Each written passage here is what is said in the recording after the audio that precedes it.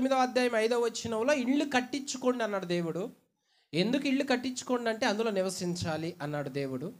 ప్రతి వ్యక్తికి ఇల్లు కావాలి, ఆ ఇంటిలో తల్లిదండ్రుల సమక్షంలో పెరగాలి, వివాహం చేసుకోవాలి, అక్కడ ఎదగాలి, మరొక ఇల్లు కట్టుకోవాలి. ఇది దేవుని నియమం. ఆకాశ పక్షులు కూడా గూడు ఉంటుంది, నక్కలకు బొరియలు ఉంటాయి. ప్రతిదానికి ఏదో ఒకటి దేవుడు ఏర్పాటు చేసి పెట్టాడు. ఎందుకంటే వీధిలో పండుకోలేం, వీధిలో ఉండలేం. ఎక్కడ పడితే అక్కడ ఉంటే పురుగు బుట్ట ఏదో ఒకటి కూడతాయి, మృగాలు ఏదో ఒకటి వస్తూ ఉంటాయి. కాబట్టి మనకంటూ ఒక ఇల్లు, అందులో భద్రత, అందులో తలుపులు దేవుడే ఏర్పాటు చేశాడు. ఇవన్నీ దేవుడిచ్చిన ఆజ్ఞ మేరకు ఆ వస్తువులు ఉపయోగించి ఇల్లు కట్టుకొని ఉంటున్నాడు. అయితే బైబిల్ గ్రంథంలో ఇల్లు విడిచి తిరిగిన వాళ్ళు ఉన్నారో, ఇంట్లో లేనోళ్ళు ఉన్నారో, వాళ్ళ గురించి చెప్తా వినండి. ఇల్లు కట్టించుకొని అందులో ఉండు అన్నాడు దేవుడు. నువ్వు ఇల్లు కట్టించుకొని అందులో ఉండు అన్నాడు దేవుడు. అందులో ఉండకుండా బయట తిరిగిన వాళ్ళు ఉన్నారు. అందులో ఉండకుండా బయట ఉన్న వాళ్ళు ఉన్నారు. వాళ్ళని దేవుడు అంటాడు, బయట కాదు నాయన, ఇంటికి వెళ్ళు అన్నాడు. 3 వ్యక్తులతో బైబిల్ గ్రంథంలో ఇంటికి వెళ్ళు అని చెప్పాడు, పలాని ఇంటికి వెళ్ళొద్దని కూడా చెప్పాడు. దేవుడే ఇల్లు కట్టుకోమన్నాడు. దేవుడిచ్చిన వస్తువులను ఉపయోగించి నరుడు ఇల్లు కట్టుకున్నాడు. కానీ ప్రతి ఇంటికి వెళ్ళకూడదు. ఇల్లే అన్నంత మాత్రాన ఏ ఇంటికి పడితే ఆ ఇంటికి వెళ్ళకూడదు దేవుడే చెప్పాడు. ఎందుకంటే కొన్ని ఇళ్లల్లో నేరుగా పాతాళానికి పోయే మార్గాలే ఉన్నాయి. ఇక అక్కడ మంచి ఉండదు, హెచ్చరికలు ఉండవు, జాగ్రత్తలు ఉండవు, నష్టాలే ఉంటాయి. చూడు, జీవం కలిగిన దేవుడే ఆ ఇంటికి వద్దంటుండవు. తెలియదు చాలామందికి ఏ ఇంటికి వెళ్ళాలో, ఏ ఇంటికి వెళ్ళకూడదు. కొన్ని మనం తెలుసుకోకపోతే అది మన జీవితానికే ప్రమాదం. మరి ఇల్లు విడిచి తిరిగిన వాళ్ళు ఇప్పుడు సబ్జెక్టు నేను చెప్పేది. అయితే ఏ ఇంటికి వెళ్ళొద్దు అన్నాడో కూడా ఉంది బైబిల్లో, ఏ ఇంటికి వెళ్ళమన్నాడో కూడా ఉంది బైబిల్ గ్రంథంలో. ఇల్లు విడిచి తిరిగిన వాళ్ళు ఉన్నారు, పలానా ఇంటికి వెళ్ళకూడని ఇళ్ళు ఉన్నాయి, అర్థమైందా? వెళ్ళాల్సిన ఇళ్ళు ఉన్నాయి. అయితే ఇల్లు ఇచ్చి అందులో నివసించమంటే ఇంట్లో ఉండకుండా బయట ఉన్న వాళ్ళ గురించి చెబుతున్నా. వాళ్ళని దేవుడు తర్వాత ఏమన్నాడో చెబుతా. ఇప్పుడు వరుసగా రాసుకోండి, వినండి, చూడండి. మొట్టమొదటి వ్యక్తి మార్కు సువార్త 5వ అధ్యాయము 19వ వచనం. మార్కు సువార్త 5వ అధ్యాయం 19వ వచనం. ఆయన వానికి సెలవీయక నీవు నీ ఇంటి వారి యొద్దకు వెళ్ళి ప్రభువుని యందు కనికరపడి నీకు చేసిన కార్యములన్నిటినీ వారికి. గెరాసేను అనే దేశం ఉంది బైబిల్ గ్రంథంలో, గెరాసేను. ఆ దేశంలో యేసుక్రీస్తు వారు ఒకరోజు దోణె దిగి అట్లా అడుగు పెట్టేసరికి మన స్టైల్లో స్వాగతం పలుకుతాం, నమస్కారం పెట్టుకుంటా వస్తాం. కానీ దెయ్యం స్టైల్లో కేకలు పెట్టుకుంటా వచ్చి నమస్కారం చేసిందంట. దెయ్యం పట్టినోడు వచ్చిందంట. ఆ వ్యక్తిని చూస్తే ఇంటి పట్టు నుండేవాడు కాదు, ఇంట్లో ఉండేవాడు కాదు. ఎక్కడ తిరుగుతాడు అంటే కొన్ని చెబుతా నేను, వినండి. మొదట సమాధులలో తిరుగుతాడు. అంటే సమాధి దేనికి సూచన? కుళ్ళు వాసనకి సూచన. తన జీవితాన్ని ఎక్కడ పెట్టుకొని అదే ఇల్లుగా భావిస్తూ తిరుగుతా ఉన్నాడు. ఈ రోజుల్లో నరులు ఎక్కడ తిరుగుతున్నారో, ఇంటిలో ఉండాలి, నివాసం అక్కడ, భద్రత అక్కడ, దేవుడు చెప్పింది అక్కడ. తిరిగేది ఎక్కడ అంటే మొదట సమాధులు కలిగిన కుళ్ళు దగ్గర. ఏంటి కుళ్ళు? ఎలా వస్తుంది ఈ కుళ్ళు అంటే దేవునికి విరోధమైన ప్రతి కార్యము కూడా కుళ్ళిపోయింది, పనికిరానిది అని అర్థం. దేవునికి విరోధమైన మనుషుల దగ్గరికి వెళితే ఈ కుళ్ళునే మనకు అంటిస్తారు. ఇంటిలో ఉండవలసిన వాడు సమాధుల్లో తిరుగుతున్నాడు, కుళ్ళు వాసన దగ్గర తిరుగుతున్నాడు, చలనం లేని మృతమైన ఆ సమాధుల మధ్య ఉన్నాడు అంటే కొంతమంది అచ్చం చెడే నూరి పోస్తారు. చెడు ఏంటంటే కుళ్ళే. అక్కడ తిరిగితే మృతం ఉంది, అక్కడ మృతమైన వాడి దగ్గర జీవపు మాటలు ఏముంటాయి చెప్పు? అతను వాక్యం చెబుతాడా, మంచి చెబుతాడా, హెచ్చరిస్తాడా? అది హెచ్చరించడు. ఆ విధంగా ఇల్లు వదిలి తిరుగుతున్నారు చాలామంది. జల్సాలంటే అయ్యే మరి. అర్థమైందా? ఈ వ్యక్తి మొదట సమాధుల్లో తిరుగుతున్నాడు, రెండో అటు ఎవరన్నా వస్తే కొడతాడు, అంటే కొట్లాట్లంటే ఇష్టం అయ్య గారికి. మూడో ఇంకా కోపం వచ్చిందంటే పెద్ద కేకలు పెట్టి శరీరాన్ని కోసుకుంటాడు. అన్ని లక్షణాలు ఉన్నాయి. కొట్లాట్లో శరీరాన్ని గాయపరుచుకోవటం, కుళ్ళోసం దగ్గర తిరగటం, ఇంటి దగ్గరికి మాత్రం రావడం. సరే, అక్కడే తిరుగుతున్నాం ఆ కొట్లాట్లలో. అందులో ఓటమి వచ్చింది, ఇందులో ఓటమి వచ్చింది, ఇందులో పాడైపోయానని నరులు ఈరోజు ఏం చేస్తున్నారు? శరీరాన్ని గాయపరుచుకుంటా ఉన్నారు దురలవాట్ల ద్వారా. కుళ్ళింటారు, శరీరాన్ని గాయపరుచుకుంటారు. బాగా ఆలోచించండి. ఆ వ్యక్తి చేస్తుంది అది. అవసరమైతే కొట్లాటకపోతారు. మరి నిన్ను కన్న తల్లి ఏమైంది అప్పుడు? నిన్ను కన్న తండ్రి పరిస్థితి ఏంటి? నీకున్న పిల్లల పరిస్థితి ఏంటి? నువ్వు ఇక్కడ జల్సాలు చేసుకుంటూ తిరుగుతుంటే ఆ ఇంట్లో వాళ్ళు ఏం కావాలా? నీ మీద ఆశలు పెట్టుకుని నువ్వే ఎదిగి ఉద్ధరిస్తావు అని అనుకుంటే, ఇలా రోడ్లెమ్మడబడి తిరుగుతూ, కుళ్ళును ప్రేమిస్తూ, కొట్లాట్ల వైపు వెళుతూ, శరీరాన్ని గాయపరుచుకుంటూ తిరుగుతుంటే ఇంటిలో ఉన్న వాళ్ళ పరిస్థితి ఏమిటి? కొన్నిసార్లు తల్లిదండ్రుల ఆరోగ్యాలను పట్టించుకోము, తల్లిదండ్రుల కష్టాన్ని పట్టించుకోము.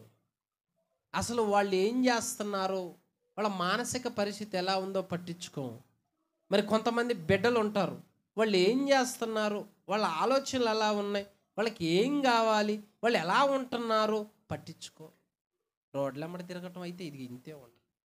అక్కడ తిరుగుతుండడం బాగానే ఉందని ఇక్కడ ఏమైపోతుంది అంటే కుటుంబంలో ఏం జరుగుతుందో తెలియదు ఈ వ్యక్తికి. దేవుడేమో ఇల్లు కట్టుకొని అక్కడ ఉండాయా అంటే ఆ ఇల్లు వదిలిపెట్టి అక్కడ తిరుగుతూ ఉంటుంటే ఈ ఇల్లు ఏం కావాలి మరి? ఈ ఇంటి పరిస్థితి ఏంటి మరి? ఆ ఇంటి పోషణ ఏంటి మరి? ఆ ఇంటి క్రమశిక్షణ ఏంటి మరి? ఆ ఇల్లు ఎవరు నడిపించాలి మరి? అర్థమైందా? అర్థమైందా? ఆలోచించు.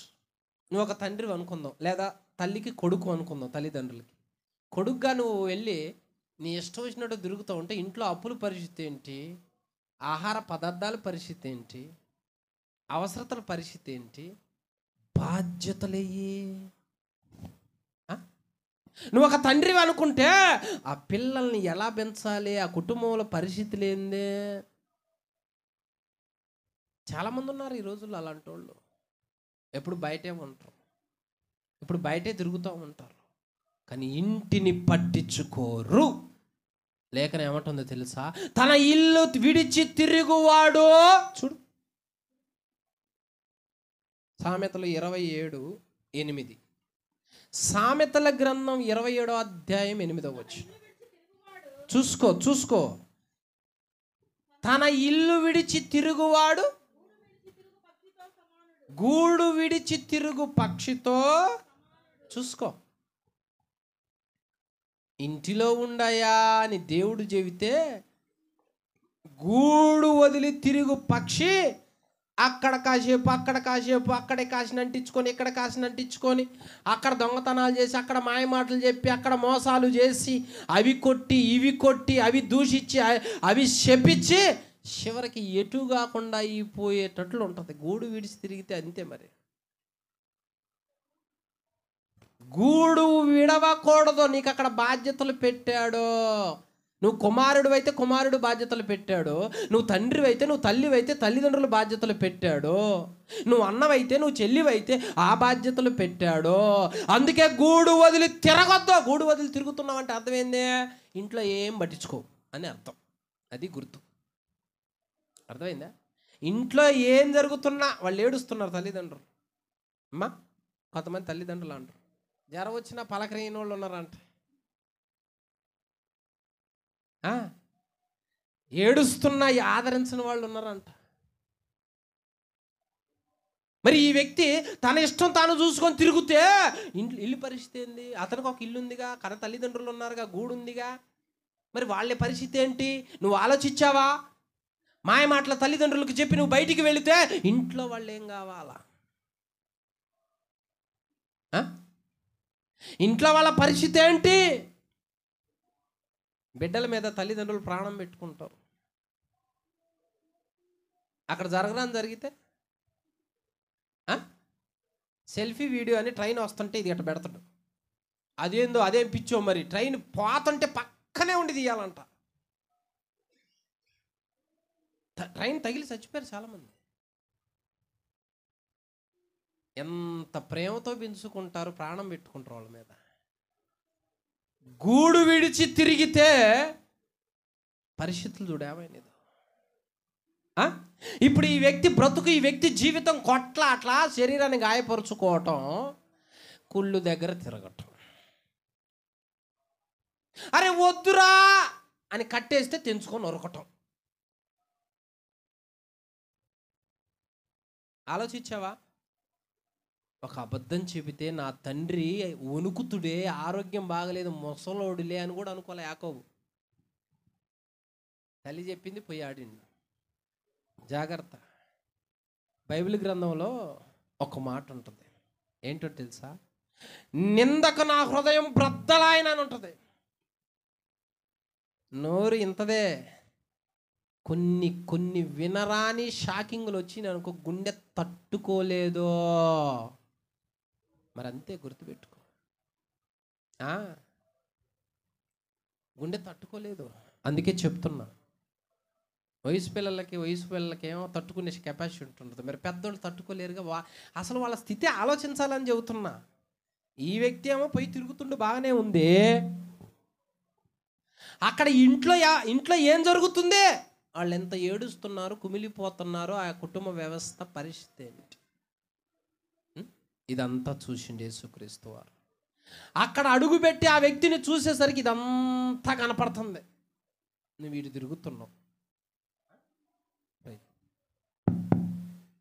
తిరుగుతున్నావు, బాగానే ఉంది. నీకొక ఇల్లు ఉంది, నీకొక తల్లిదండ్రులు ఉన్నారు, నీకొక అన్నచెల్లెళ్ళు ఉన్నారు, అన్నదమ్ములు ఉన్నారని నీకు తెలియకుండా, ఎరగకుండా మత్తులో తిరుగుతున్న దెయ్యం బట్టి. నీ వస్త్ర అవతారం చూడు, ఆ టైపులో తిరుగుతున్న వ్యక్తి. శరీరం చూడకపోతే గాయాలతో ఉన్నది. అతని యందు కనికరపడి ఆ సేన అనే దెయ్యాన్ని వెలగొట్టిన తర్వాత ఆడప్పుడు చక్క కూర్చున్నాడంట. కూర్చున్న వ్యక్తితో దేవుడు అంటాడు, ఇప్పుడు ఏమంటున్నాడు అనుకున్నావు? నీవు ఇంటికి వెళ్ళు. హల్లెలూయా. ఇంటికి వెళ్ళు అంటున్నాడు. ఎందుకు ఇంటికి వెళ్ళమంటున్నాడు? ఎందుకు ఇంటికి వెళ్ళమంటున్నాడు? అది వరకు చెప్పా కదా, నీ ఇంట్లో వాళ్ళు ఏమైపోతారో. పోయి నీ జీవితం పడిందంటే అది ఎవరి ద్వారానో నీ ఇంట్లో వాళ్ళకి చెప్పు. వాళ్ళకి సాక్ష్యం చెప్పు, నా గురించి చెప్పు, నా మాటలు చెప్పు, నా సాక్ష్యం చెప్పు, నా ప్రేమ చెప్పు, నా గొప్పతనం, నా మంచితనం చెప్పు. అప్పుడు వాళ్ళు కూడా బాగుపడతారు అని ఇంటికి చూడు, ఎక్కడ తిరుగుతున్న వ్యక్తి, ఎటున్న వ్యక్తిని ఇంటికి పంపిస్తున్నాడు దేవుడు. అర్థమైందా? దేవుని మాటలు చెప్పి నీ కుటుంబంలో నీ తల్లిదండ్రులు బాగా చూసుకో, నీ పిల్లలను బాగా చూసుకో, నీ భార్యను బాగా చూసుకో, నీ భర్తను బాగా చూసుకో, వాళ్ళని బాగా ఏలు. ఇందుకే ఇల్లు కట్టుకొని అక్కడ ఉండమన్నదే. అయితే నువ్వు ఎటుబడితడు తిరుగుతున్నావు కాబట్టి ఇప్పుడు చెబుతున్నావు, ఇంటికెళ్ళో. మేము కూరగాయలు కొట్టి పెట్టినాం, నేనేమో పెద్ద గజ దొంగని. ఆ గల్లా పెట్టే మా అమ్మ వెళ్ళటం ఆల్చం టక్కుని తీసుకొని చేతికి అందిని మొత్తం జేబులో పెట్టుకునేవాడిని, పోయి ప్యాకెట్ ఆడేవాడిని. ప్యాకెట్ ఆడేవాడిని. మరి వాళ్ళ అంతనే కష్టపడి మా అమ్మ మాకు తిండి పెట్టి అన్నీ జరిగిస్తున్నారే, నా వల్ల లాభం రావాలనుకోవట్లా. నా అవసరం నేను చూసుకొని బయటికి తిరుగుతున్నా. అంటే ఇంట్లో పరిస్థితులు గమనించేవాడే ఇంట్లో ఉన్నవాడు అని అర్థం.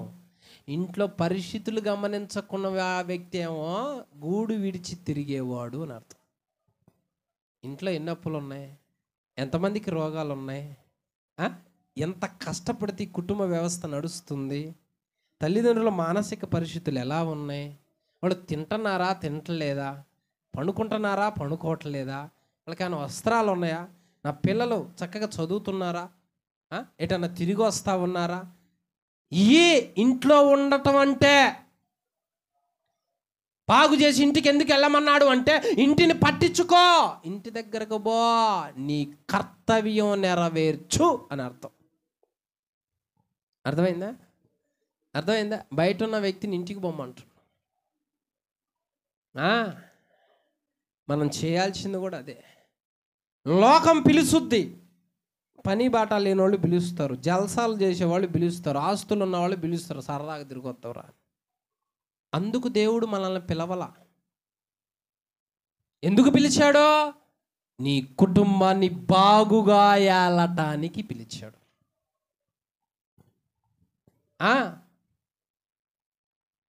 నీ కుటుంబాన్ని చక్కదిద్దటానికి పిలిచాడు. అందుకు నిన్ను ఆ కుటుంబంలో పుట్టించాడు, వాళ్ళకు ఒక బహుమానంగా ఇచ్చాడు, నీ వలన మేలును అనుభవించాలి. కుటుంబాన్ని కట్టినోళ్ళు ఉన్నారు, కుటుంబాన్ని పోషించిన వాళ్ళు ఉన్నారు. బైబిల్ గ్రంథంలో విసర్జించబడినోడే కుటుంబానికి మొద్ద పెట్టిండు. ఆ రోజుల్లో కుటుంబం కరువులో ప్రాణాలతో కాపాడిండో. ఆ రోజుల్లో అన్నలకి ఉద్యోగాలు ఇప్పించిండో. ఆ రోజుల్లో ఒక్క వ్యక్తి కుటుంబాన్ని చూడు, నా తండ్రి దుఃఖంతో ఉన్నాడు, తీసరండి అన్నాడు అన్నలతో. నా తండ్రి నేను లేడని బెంగ పెట్టుకుని అల్లాడిపోతుండో, తీసరండి నా తండ్రి. చూడు, ఇంతకాలం నువ్వు లేవు, మేము అన్నం తింటుందో తింటలేదో మూలం పడదేం, పోరా ఇంటికి పోరా అంటే వాడేమో 11 దాకా ఆడే తాగుతూ ఉంటాడు. మరి ఆడే ఉంటాడు 11 దాకా. అదేందో మరి టైం కరెక్ట్గా పాటియాలి. ఆ విషయంలో కరెక్ట్గా ఉంటాం. ప్రతిదీ మనం గమనించాలి. అందుకే తన గూడు విడిచి తిరుగువాడు, ఇల్లు వదిలి తిరుగువాడు గూడు విడిచి తిరుగు పక్షితో సమానుడు. ఎక్కడుండాలమ్మా? రోడ్లమ్మట్లా ఆటల పాటలు ఆడుకుంటా అల్లరి చిల్లరగా తిరుగుతా స్నేహాలను తిరుగుతూ ఉండాలా? పని చేయటం, ఇంటికి రావటం, ఏమైనా కొట్లు షాపింగ్ కావాలంటే పోవటం, ఫంక్షన్లకు అయితే పోవటం, ప్రయాణాలకైతే ఇది. ఇంకా అనవసరమైన ఇల్లు ఎందుకు? ఎళ్ళకూడని ఇల్లు ఉన్నాయని చెప్పాగా, ఎళ్ళకూడని ఇల్లు ఉన్నాయి. మరి బిడ్డలకు తెలియదు. మరి కొంతమంది ఎళ్ళకూడని ఇంటికి వెళితే వినకూడని మాటలు వినాలి, చూడకూడని చూడాలి. నీ ఇంటికి వెళ్ళమన్నాడు ఎందుకో? నీ వాళ్ళని జాగ్రత్తగా చూసుకొని ఏలు పోషించు అని. సాతనగాడు ఏమంటారంటే పక్కింటికి బాగుంటాడు. ఎందుకంటే ముసలమ్మ ముచ్చట్లు. ఏమన్నా ఉపయోగాలు ఉన్నాయా? ఆయన అలా అంటే ఆయన ఇలాంటి ఆమె లేచిపోయింది, ఏనేటి తిరుగుతూ ఎందుకు అస్సలు ఏమన్నా ఉపయోగం ఉందా? మనసులు పాడైపోతాయి. ఇలాంటి ఇళ్ళకపోతే నేర్చుకొని వచ్చేది అదే. అందుకే దేవుడు ముందే చెప్పాడు, దుష్టులతో సాంగత్యం చేయొద్దు, ఆడ కూర్చోవద్దు. దుష్టుల మార్గమున నిలవద్దు, పాపులు ఉండే చోట కూర్చోవద్దు. మరి ఏం చేయాలా? నీ ఇంట్లో బుద్ధిగా చదువు,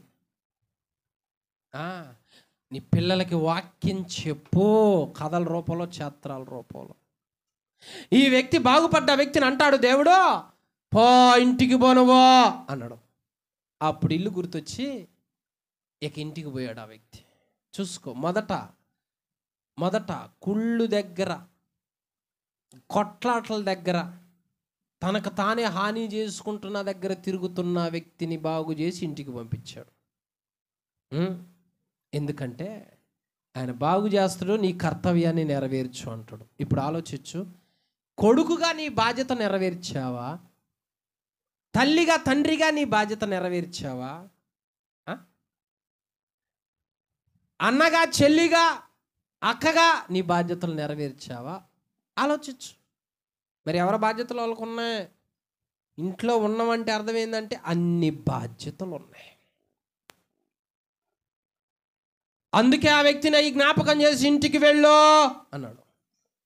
నా మాటలు చెప్పి శుభ్రంగా పని చేసుకొని బతుకు. అర్థమైందా? కాబట్టి ఎక్కడ పడితే అక్కడ ఉండకూడదు. భక్తి పొరులు, ప్రతిష్ఠించబడిన రాళ్ళు వీధుల్లో కనపడకూడదు. భక్తిపరుడు అంటే అర్థమైంది. వీధులు ఏం పని భక్తిపరుడికి? నలుగురు కూర్చొని తాగుతురు, మనకు అనవసరం. పేకట ఆడుతారు, మనకు అనవసరం. కుప్పిగంతలు వేస్తారు, మనకు అనవసరం. ఎళ్ళమ్మడి తిరుగుతారు, మనకు అనవసరం. ఒకప్పుడు అది చేశాం, దయ్యపు లక్షణాలు. ఇప్పుడు ఏమనడం అంటే బుద్ధిగా ఇంట్లోకి వెళ్ళు, ఇంట్లో ఉండి ఆ పరిస్థితులు గమనించు, ఆ పరిస్థితులు ఎలా ఉన్నాయో తెలుసుకో, ఆ భారం మొయ్ అని పంపించాడు. ఏం చేయాలా? ఇంట్లో తినటానికి లేకపోతేనేమో జల్సాలు చేసి ఆటల పాటలకు పోయి రావాలా? ఆ వ్యక్తిని ఇంట్లో ఉన్నవాడు అంటారా? ఉన్నా వేస్ట్. ఇంట్లో ఎంతో వేదనకరమైన పరిస్థితులు ఉంటే వాటిలో పాలు పంపులు పొందుకోవాల్సింది పోయి మన ఇష్టం వచ్చినట్టు లోకంలో పడి తిరిగి వస్తే అర్థం ఏంటి? ఇంట్లో మనిషి ఉన్నా వేస్ట్. కొంతమంది అంటారు ఇంటి ఆయన ఉన్నా వేస్ట్. ఎందుకు ఈ పదం పుట్టిందంటే ఉన్నా ఏం పట్టించుకోడు, గూడు విడిచి తిరుగుతున్నాడు అని అర్థం. ఆమె గూడు విడిచి తిరుగుద్ది, దాని పాదములు దాని ఇంట నిలవవు, ఎప్పుడు బయటే. ఎప్పుడు బయట ఏం పని? ఎప్పుడు బయట? వాక్యం మనతో సూటిగా మాట్లాడుద్ది, బుద్ధి చెప్పి ఎక్కడ ఏ ఉండాలో అక్కడే ఉంచుద్ది. హల్లెలూయా. మొదట ఏం చేసింది వాక్యం? దేవుడు ఏం చేశాడు? మొదట ఇల్లు విడిచి తిరిగే వ్యక్తి ఎక్కడ తిరుగుతున్నాడు? 3 చోట్ల. ఆ వ్యక్తిని బాగు చేసి ఇప్పుడు ఇంటికి పోయి నువ్వు చేయాల్సింది చేయి అన్నాడు. అర్థమైందా?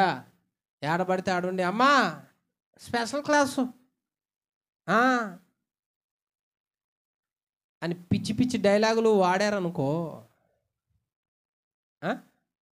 గూడు విడిచి తిరుగువాణితో పక్షితో సమానుడు. ఎరా అర్థమైందా? నిన్ను కన్న తండ్రిని నీవు సంతోష పెట్టవలెనో, నిన్ను కన్న తల్లిని నీవు ఆనందింపజేయవలెనో దేవుడే చెబుతున్నా. వాళ్ళను సన్మానింపవలెనో, వాళ్ళ ముదిమి యందు నిర్లక్ష్యం చేయకుండా వలెనో. అది అర్థమైందా?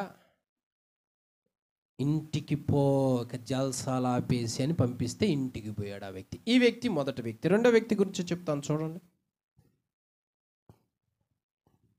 మార్కు సువార్త 8వ అధ్యాయం 26వ వచనం. మార్కు సువార్త 8వ అధ్యాయం 26వ వచనం. యేసు నీవు ఊరిలోనికి వెళ్ళొద్దని నీవు ఊరిలోనికి వెళ్ళొద్దని చెప్పి అనేది ఉందా? అప్పుడు యేసు నీవు ఊరిలోనికి వెళ్ళొద్దని చెప్పి వాని ఇంటికి వాని బైబిల్ గ్రంథంలో ఒక గుడ్డివాడు ఉన్నాడు, పుట్టకతో గుడ్డోడు. ఆ గుడ్డి వ్యక్తి ప్రతిరోజు వీధిలోనే ఉంటాడు, వచ్చే పోయే వాళ్ళని భిక్షం అడుగుతూ. యేసుక్రీస్తు వారు ఒకరోజు అక్కడికి వచ్చినప్పుడు కొంతమంది అతన్ని తీసుకుని వచ్చి, అయ్యా కనికర పడాయి అతని మీద. అతను చూస్తే ఇంట్లో తప్ప బయటే ఉంటాడు. దేవుడు ఆ వ్యక్తికి ప్రార్థన చేసి కళ్ళు వచ్చిన తర్వాత ఆ వ్యక్తి పట్టణంలోకి పోబోతుంటే ఒక్కటే చెప్పాడు, ఎక్కడికి పోతున్నావు? పట్టణంలోనికి. ఎందుకు? పట్టణంలో ఏం పని నీకు? నీ ఇంటికి పో అంటే అర్థం ఏంటి? ఆ పట్టణంలోకి ఇదివరకు వెళ్ళినప్పుడే రోగాన్ని తెచ్చుకున్నావు, అక్కడ తిరుగుతున్నప్పుడే వ్యాధిని తెచ్చుకున్నావు, నీ కళ్ళు బాగున్నాయి, గుడ్డితనంతో నిండిపోయినాయి. అక్కడే నీకు ఒక రోగం వచ్చిందే, బలహీనతలు అబ్బాయి. మరలా ఆడికెందుకు? నువ్వు దేవుడు బాగు చేశాడు. బాగు చేసిన వ్యక్తికి శుభ్రంగా ఇంట్లో ఉండి వాక్యం చదువుకో, పని ఉంటే పనికి పో. పట్టణంలోకి వెళ్తానంటే దేవుడు ఏమంటానంటే ఎందుకు పోతున్నావు అక్కడికి?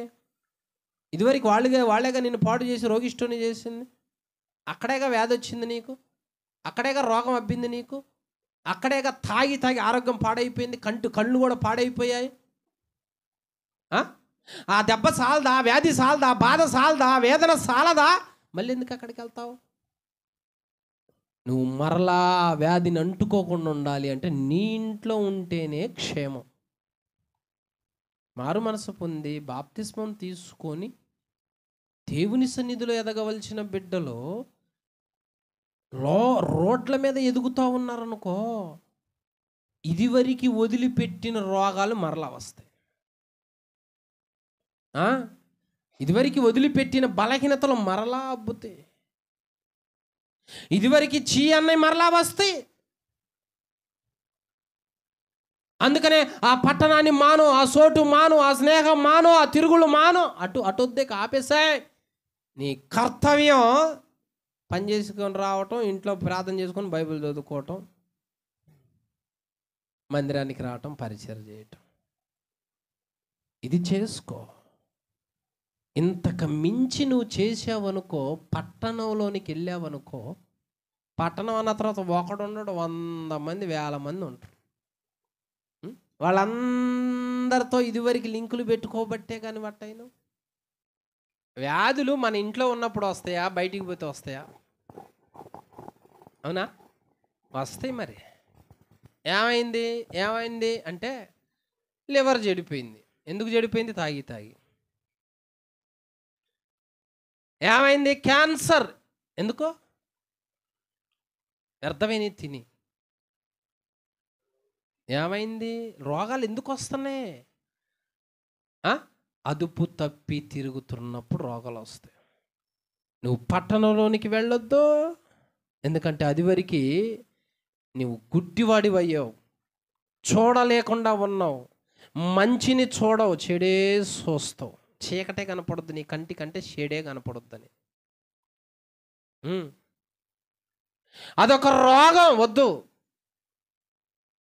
అక్కడి నుంచి నువ్వు బయటకు వచ్చేసి తిన్నగా నీ ఇంటికి పో అని చెప్తున్నాడు ఈ వ్యక్తికి. నీ వ్యాధులు మరలా రాకుండా, బలహీనతలు మరలా అబ్బకుండా ఉండాలి అంటే చేయాల్సిందేంటి అమ్మా? మనం ఎక్కడ ఉండాలో అక్కడే ఉండాలి.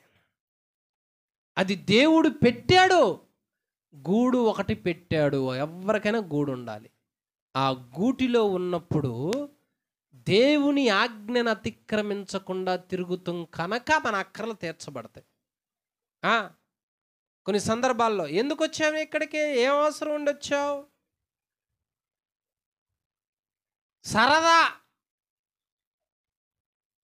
సరదాలకు బాగూడదు ఆడికి. రోగాలు తెచ్చి పెట్టే దాని దగ్గరికి సరదాగా పోతే అట్ట ఏమైంది ఆ తర్వాత? అమ్మా, రోగాలు వస్తాయి. జీవితం మీదకి చెలగాటాలు తెచ్చుకోకూడదు. జీవితం మీద చెలగాటాలు ఆడొద్దు. చాలామందికి ఎందుకు ఈ పరిస్థితి సంభవిస్తూ ఉన్నది ఆలోచించు. ఎక్కడికి వెళుతున్నా దేవుని చిత్త ప్రకారం వెళ్ళు, నువ్వు బాగుపడతావు. దేవుని అనుమతి ఉంటే వెళ్ళు, బాగుపడతావు. కానీ ఆయనే అంటా ఉన్నాడు, ఇద్దరు వ్యక్తుల్లో రెండో వ్యక్తిని అంటున్నాడు, నువ్వు పట్టణంలో నాకు మాత్రం బాగొద్దయా, ఎందుకో అక్కడికి పోయే స్టెప్పులు వేసినావు అంట. అక్కడికి పోయే వేరే స్టెప్ నేర్చుకున్నావు నాయన.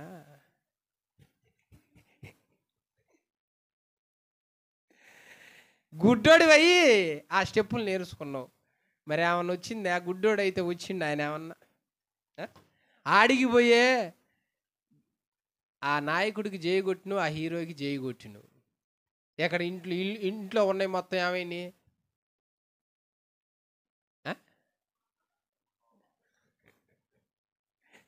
అది మూడో పాయింట్లో చెప్తా. ఇప్పుడు అక్కడికి వెళ్ళి నువ్వు ఇంటి ఏం తెచ్చుకున్నావో తెలుసా? నువ్వు బయట ఉండటం వల్ల నీ శరీరానికి ఏం అబ్బింది? రోగం అబ్బింది, చీకటి అబ్బిందే, చెడు అబ్బింది. ఇక నీకు మంచి చెప్పినా ఎక్కదో, మంచి చెప్పినా కనపడదు, ఉండదు. ఇదంతా దేవుడు స్వస్థపరిచి ఇప్పుడు పో, ఇంటికి పో. నువ్వు ఎందుకు బాగుపడవు? నీకు మంచి ఆరోగ్యం ఉంటుంది, అక్కడే ఉండి చక్కగా ఎదుగు అంటాడు దేవుడు. హల్లెలూయా. అర్థమైందా? మారు మనసు పొందిన తర్వాత మనం ఉండే చోట్లు వేరు, మనం తిరిగే ప్రాంతాలు వేరు. అప్పట్లాగా తిరగకూడదు. ఏం పని అడిగిపోతే ఏమంటారు? అమ్మా, తాటి చెట్టే ఉంది, మజ్జిగ తీసుకుని పోయా, నేను కళ్ళు తాగను మజ్జిగ తాగుతున్నా. ఆ చూసేవాళ్ళు ఏమంటారు? అయ్యా తాడి చెట్టే, కానీ నాకు దానికి ఏం సంబంధం లేదు, మజ్జిగ తాగుతున్నా అంటే ఊరుకోయో కవర్ చేసింది చాలే అంటారు. నమ్మరు. మరి బ్రాందీ షాప్ ఉంది, పకోడీ తినడానికి, కూల్ డ్రింక్ తాగటానికి వచ్చానంటే ఎవరు నమ్మరు? అంటే బ్రాందీ షాప్ దగ్గర ఉండి మంచిలు తాగినా నమ్మరు, తాడి చెట్టు కింద కూర్చొని నువ్వు మజ్జిగ తాగినా. అది సంగతి. మారు మనసు పొందిన తర్వాత నీకు అనవసరం. ఇంకా బ్యాచ్లోకి పోయారంటే ఇంకా ఆ బ్యాచ్లో అంటే ఇంక అంతే ముద్ర వేస్తారు అనమాట. ఇంకా ఆ బ్యాచ్ అంటే ఇంక ఇది కూడా ఆ ముద్రే. ఈ వ్యక్తి లోకానికి వేరుగా సపరేట్గా ఉండాలి. ఎందుకంటే ఆ ప్రజలు జనములలో లెక్కించబడరు. ఆ ప్రజలు జనాల్లో లెక్కించబడరు. జనాలకున్న పేర్లు వాళ్ళకు ఉండవు మారు మనసు పొందిన తర్వాత. అర్థమైందా? కాబట్టి ఇప్పుడు నీకు రోగం బాగలేదు, ఇదివరకు ఆరోగ్యాన్ని ఇస్తున్నా, నీ రోగాన్ని కుదుట పడిచే ఇంటికి వెళ్ళు నాయనా, ఇంటికి వెళ్ళి అక్కడ నీ పని చేసుకో, నువ్వు ఆరోగ్యవంతుడిగా ఉంటావని పంపించాడు దేవుడు. ఇది రెండవది. తర్వాత మూడవది నేను ఇదొక్కటి చెప్పి ముగిస్తాను. నిర్గమకాండం 9వ అధ్యాయం 19వ వచనం. కాబట్టి నీవు ఇప్పుడు పంపి నీ పశువులను పొలముల్లో నీకు కలిగినది యావత్తును త్వరగా భద్రము చేయము, ఇంటికి రప్పింపబడక పొలములో ఉండు ప్రతి మనుషుని మీదను జంతువు మీదను. ఎక్కడికి రప్పించబడకపోతే? ఇంటికి రప్పించబడక వద్దన్న చోట ఉంటే అక్కడికి చిరంజీవి వస్తాడు. ఏమి లేదు, ఇక కొంకాలు కొట్టుకొని పిచ్చోళ్ళు ఎగిరినట్టు ఎగరటే. అక్కడికి ఒక పాస్టర్ వస్తాడు, కూటం పెడతాడు, వాక్యం ఏంటంటే వినరు. పిడుగులు పడేవాళ్ళు రావాలి. మరి అదే వడగండ్లు పడేవాళ్ళు రావాలి, మెరుపులు మెరుపులు మెరుపు మెరుపు తీగలు రావాలి ఆడికి. అప్పుడు సమాజం పోయి ఆడుంటుంది. నాయనా, రేపు ఈ వేళకు మిక్కిలి బాధాకరమైన వడగండ్లు పడబోతున్నాయి భూమి మీద. ఆ పడే చోటను ఉంటే నీకు ప్రాణానికి ప్రమాదం గనక నీ వస్తువులు అనగా పశువులకి, గొర్రెలకి, ఒంటెలకి, పనిముట్లకి ప్రమాదం గనక ఇంటిలోనికి తెప్పించుకో, నువ్వు కూడా రా అంటున్నాడు. ఒకవేళ నేను ఆడే ఉంటాను అని అన్నవా, నీ కర్మకు నువ్వే బాధ్యుడు అన్నాడు. అంటే దీన్ని బట్టి అర్థం ఏంటి? మూడవదిగా, ఫస్ట్ సారి ఏమో ఇంటికి బాగుండాలంటే నీ కుటుంబం పరిస్థితి చూసుకోరా అని పంపించిండు. రెండో వ్యక్తినేమో సమాజ బయట నువ్వు ఉంటే రోగిష్ఠుడు అయినవు కాబట్టి ఇంకా అక్కడికి వెళ్ళొద్దు నాయన, ఇంటికే రా అన్నాడు. కొంతమంది బాగా బలహీనతలు ఉన్నాయి, లేదా రోగం వచ్చింది, బాగు చేశారు. అయ్యా ఇంక నుంచి తాగొద్దాయా, ఇంక నుంచి తిరగొద్దాయా, మళ్ళీ రోగం బయటేసిద్దాయా అంటే వినరు కదా. మరలా కొంతకాలం ఉండి పోతారు, ఆ రోగాన్ని అంటించుకుంటారు. అలాంటి వాళ్ళు ఉంటారు. మరి ఈ మూడోది ఏందనుకున్నా, నువ్వు గనక ఇంటిలో లేకపోతే నీ వస్తువులు పోతాయి అంటే అర్థమైందిరా? అంటే అర్థమైందే? చెప్పండి, తాకట్టు వస్తువులకి ఎన్ని పోయినాయి? స్వాహా. ఎందుకు తాకట్టు వస్తువులు పోయినాయి? పనిముట్లు ఎందుకు పోయినాయి? మన దగ్గర ఉండాల్సినవి ఎందుకు పోయినాయి? ఎన్ని వస్తువులు లాస్ అయ్యాం, ఎన్ని వస్తువులు నష్టపోయాం? మనకుగా వాడుకోవటానికి ఇచ్చింది మనమే, మన చేతులు కష్టార్జితం చేసి సంపాదించుకున్నాగా, ఆ శక్తిని ఇచ్చాడుగా, అది అనుభవిస్తుంది ఇంకొకళ్ళు. ఎంతోమందికి దేవుడు వస్తువులు ఇచ్చాడు, ఘనమైన విలువ తెలియక ప్రమాదము అన్న దగ్గర తీసిపోయి పెట్టుకున్నాం. ఏం చేసింది అక్కడ? పిడుగు పడనే పడింది, వడగండు పడనే పడింది అంటే ప్రమాదం జరిగింది. అంటే అప్పులన్నా అయినాయి, రోగాలన్నా వచ్చినాయి, బలహీనతలన్నా అబ్బినాయి, కొట్లాట్లైనా అబ్బినాయి, కేసులన్నా ఉన్నాయి, ఏదో ఒకటి అయినాయి. ఒక్కొక్క వస్తువు పోతుంది అక్కడ. ఎందుకు ఇంట్లో దరిద్రం ఏలుబడి చేస్తుంది? నీ వస్తువులు ఇంటికి రావాలి అంటుండు. అంటే నీకు కలిగిని నీ ఇంట్లోనే ఉండాలి, నువ్వే అనుభవించాలి, నువ్వే కూర్చోవాలి, నువ్వే తినాలి. కానీ ఏం జరుగుతున్నాయి ఇక్కడ? అరే బిందెలు కూడా తాకట్టు పెట్టుకుని తాగుతుండే.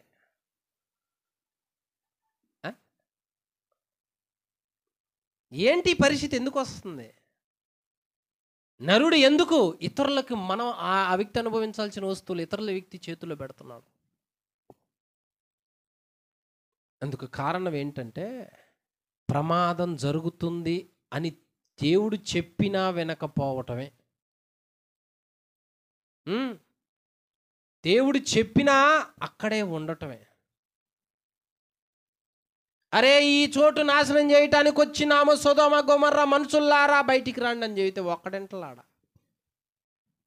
ఐ కాంట్ అంటున్నారు. Sorry, I can't. రేపు ఇక్కడ డ్యాన్స్ ప్రోగ్రామ్ పెట్టాం, పక్కూరు నుంచి 3 ఆడపిల్లలను పిలిపిస్తున్నాం. వాళ్ళ పక్కన మా పిల్లలు డ్యాన్స్ చేస్తుంటే చూడాలి. క్రైస్తవులు కూడా కోటం పెట్టి గంట కూర్చోమంటే కూర్చోరు. దీని దగ్గర మా అబ్బాయి చూడు బెలేస్తుండు కదా.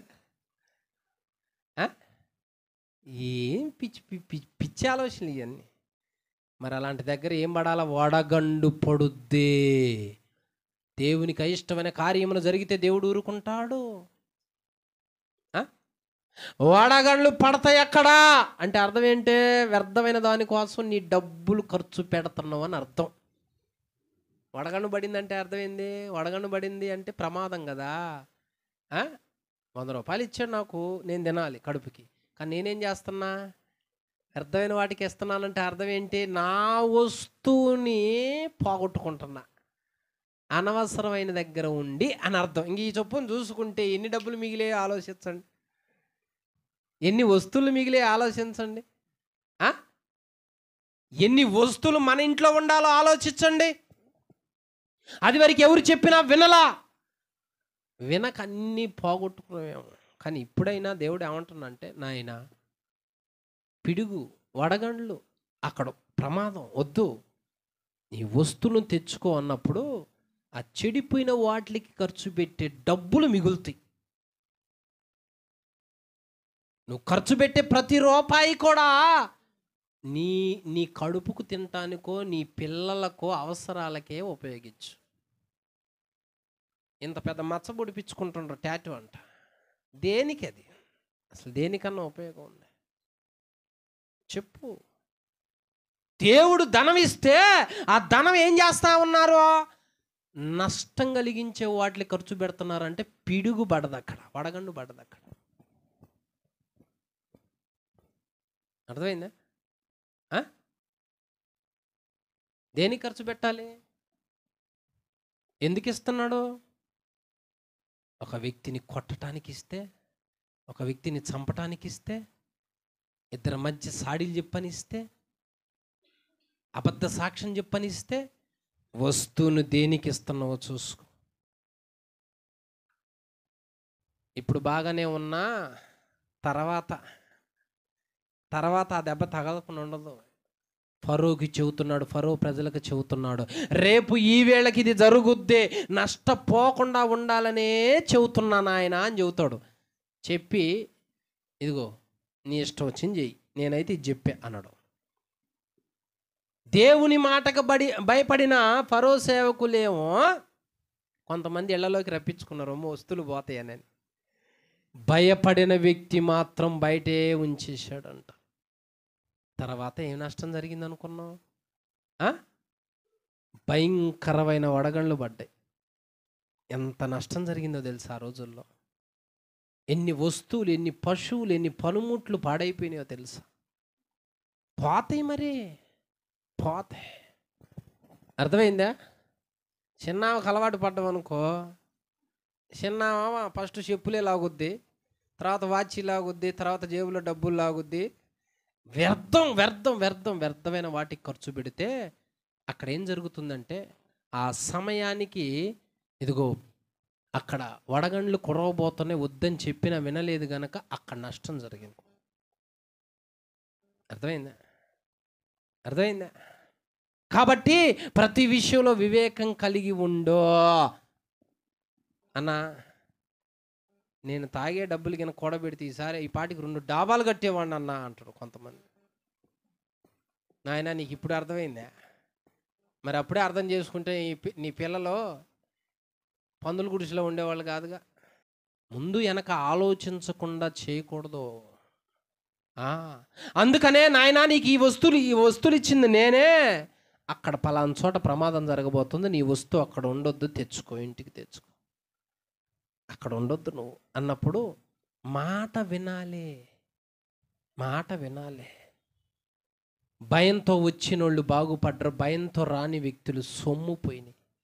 మొదటేమో ఇల్లు విడిచి వ్యర్థమైన చోట తిరుగుతున్న వ్యక్తిని బాగు చేసి ఇంట్లో వాళ్ళని పట్టించుకోపో, కర్తవ్యం నెరవేర్చన్నాడు. రెండేమో బయట తిరిగి రోగాన్ని తెచ్చుకున్న వ్యక్తిని బాగు చేసి నీ ఇంట్లో ఉండు, మరలా రోగం వస్తుంది బయటికి పోతే అన్నాడు. 3 బయట ఉన్న వ్యక్తి వస్తువులకు నష్టం వస్తే గనక, ఆడ ప్రమాదం ఉంది గనక నీ ఇంటికి తెచ్చుకో అన్నాడు. ఉందని విర్రవేగొద్దు, ఆ వస్తువులు పోతాయి. ఉందని విర్రవేగితే ఆ వస్తువులు పోతాయి. మరే నేను ఎవరిని రుస్తువుని అన్నమనుకో, మొత్తం తీసేస్తాడు దేవుడు. ఎన్ని ఉన్నా లేకపోయినా అణిగి తగ్గించుకొని బ్రతుకు. హల్లెలూయా. యెహోవా మాట విన్న వాళ్ళందరూ క్షేమంగా ఉన్నారు, సురక్షితంగా ఉన్నారు, వారి వస్తువులు కూడా బాగానే ఉన్నాయి. యెహోవా మాట విన్నోళ్ళు ఇంట ఆడ పట్టు చీరలు తెచ్చిండమ్మ గాంధీనగర్లో ఒక ఆయన. 5 చీరలు తెచ్చిండు, పట్టు చీరలు. తాగుడుకు అలవాటు పడి ఏమీ లేక 5 వేసుకొచ్చిండు అమ్మటానికి. మా వాళ్ళు ఏంది తక్కువకి వస్తాయని అబ్బో 5 పట్టు చీరలు సింపుల్ కొన్నారు 200కి ఏమో ఆ రోజుల్లో. ఇక చూసుకుంటున్నారు వీళ్ళు, అక్క ఫస్ట్ చీర చూడు ఎట్టుంది, సూపర్ ఉంది, 200కే వాడాడు, తాగిపోతాడు, పిచ్చోడు అనుకుంటుండ్రు. వాళ్ళ ఆవిడ ఇంట్లో ఒక్కటే తన్నుదంతే, చీరల దగ్గరకు వచ్చి పడ్డడం ఒక్కటే తన్ను. ఇక్కడ వచ్చి కాళ్ళ మీద పడి, అమ్మ దండం పెడతా, బుద్ధి తక్కువ అమ్మే, మీ కాళ్ళు పట్టుకుంటా, ఆ చీరలు ఇప్పేయండి అమ్మా, లేకపోతే నేను ఇంటికి పోను, నా సావి అయ్యాడు అంటున్నా. ఎందుకు ఈ పొజిషను? దేవుడు ఇచ్చినట్లుగానే ఉండాలి. ఇంకా చేతనైతే ఇంకా 4 వస్తువులు తెచ్చుకోవాలి, కానీ ఉన్న వస్తువులు పోగొట్టుకునే తప్పుడు పనులు మనం చేయకూడదు. దేవుడు హెచ్చరిస్తున్న ప్రతి మాటను మనం ఏం చేయాలంటే స్వీకరించాలి. హల్లెలూయా. అందరికీ వందనములు. ఖడ్గం మినిస్ట్రీ వీడియోలకు సంబంధించిన బుక్కు ప్రింట్ అయి సిద్ధముగా ఉన్నది. మొదటి బుక్కు ఈ కనిపించే 30 అంశాల మీద ఉన్నది. కావలసిన వారు ఈ నెంబర్కు కాల్ చేసి ఆర్డర్ చేసుకొనగలరు.